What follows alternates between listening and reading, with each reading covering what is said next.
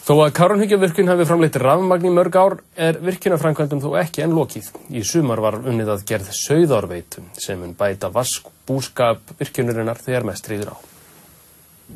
Landsvirkjun ekki enn búin að raka saman öllu því vatni sem nota á í Kárahnjúkavirkjun.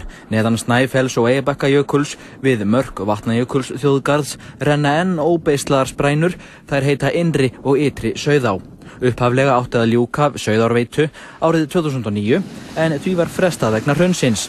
Vatni úr Sauðárvatni sem annars hefði farið í Ytri Sauðá veitt í Innri Sauðá og yfir í Grjótárlón, þaðan í Keldárlón. Þetta útheimtir heljarinnar framkvæmdir og stanslausan rúmt stóreflis vinnuvéla. Það þarf að reisa stíplur, steypa yfirföll og ekki síst grafa og sprengja skurði. Það eins og vélverur hafi numið hálendið og baðið sig í virkjanavatni.